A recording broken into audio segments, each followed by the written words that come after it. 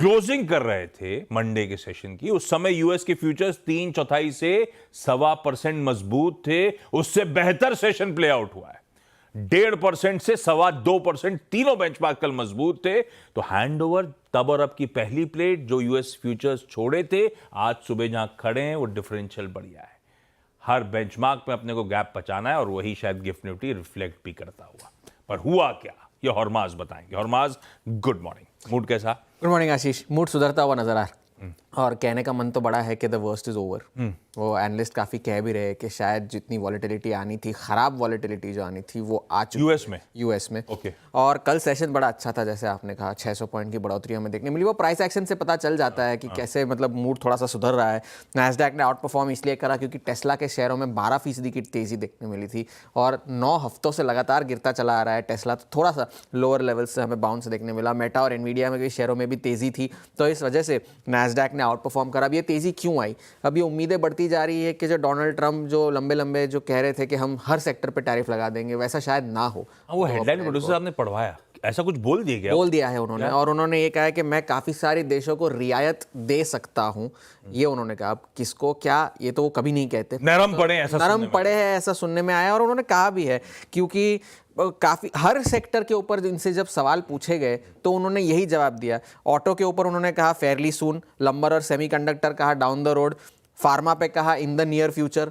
और लेकिन उन्होंने ये तो कहा कि 2 अप्रैल जो है लिबरेशन डे होगा यूएस में। अब वो किस तरह से होगा, ये तो अब जब 2 अप्रैल को जब आएंगे तो पता चलेगा, क्योंकि बातचीतों का सिलसिला पूरी दुनिया में चल रहा है। आज यूएस के ट्रेड रिप्रेजेंटेटिव भारत भी आ रहे हैं चर्चा करने के लिए।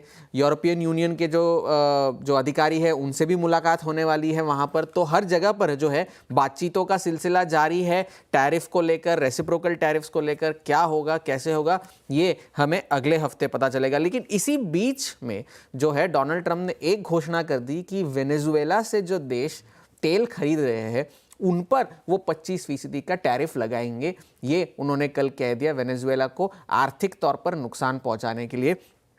और उसका सबसे बड़ा खरीदार है चीन। तो ये एक तरह से अगर आप देखें तो इनडायरेक्टली उन्होंने चीन के ऊपर ही निशाना साधा है। और उसके सबसे ज़्यादा खरीदार कौन है? चीन, क्यूबा, यूरोप, भारत और खुद अमेरिका भी।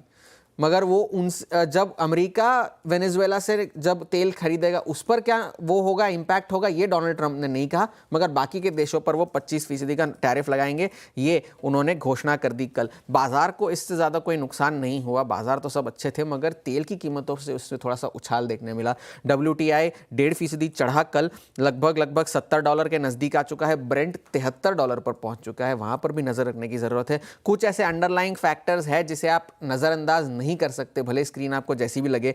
डॉलर जो 104 के ऊपर आने की स्ट्रगल कर रहा था, अब थोड़ा सा इंचअप होता जा रहा है, 104.5 की तरफ बढ़ रहा है। 10 ईयर यील्ड जो है अब 4.3 के करीब आ चुकी है, तो वहाँ पर भी नज़र रखने की ज़रूरत है। और सोने की कीमतों में प्रॉफिट बुकिंग चल रही है। कल BYD के नतीजे थे, काफ़ी अच्छे नतीजे आए। चाइना वाली कार बनाने वाली कंपनी है, 107 बिलियन डॉलर का रेवेन्यू किया उन्होंने 2024 में, टेस्ला के मुकाबले $10 बिलियन ज़्यादा। और उस वजह से भी है। और उन्होंने कहा है कि हम 50 से 60 लाख गाड़ियां बेचेंगे इस साल, जबकि वो ऑलरेडी 6 लाख बेच चुके हैं पहले 2 महीनों में। आज हांगकांग का सेशन भी अच्छा चल रहा है।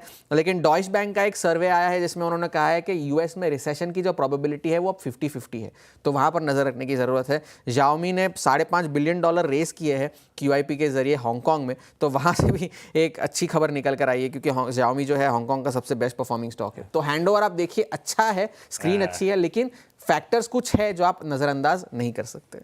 ठीक है, ट्रम्प साहब थोड़े से लग रहा है ऐसा कि नरम पर, कोई भरोसा नहीं है ट्रम्प साहब के मूड का, पर अभी लग रहा है तो मजे लीजिए उस चीज़ के। यूएस एंजॉय कर रहा है, दुनिया ठीक ठाक है, गिफ्ट निफ्टी के संकेत फिर बढ़िया है। दूसरा इंपॉर्टेंट संकेत और है, FIs की सेलिंग रिड्यूस हो रही थी, बाइंग में तब्दील हो गई। अब वो फ्राइडे को तो कह सकते थे कि फुटसी की रीबैलेंसिंग का असर था, इसीलिए 7-7.5 हज़ार करोड़ रुपए की बाइंग का आंकड़ा था। कल तो ऐसा कुछ नहीं था, तो 3,000 करोड़ रुपए की बाइंग आई है, तो FIs का मूड सुधर रहा है। और एक और रीज़न हो जाता है उसमें तड़का ऐड करने के लिए। नए सेबी चीफ की अगुवाई में कल सेबी की बोर्ड बैठक हुई थी और कई बड़े फैसले हुए।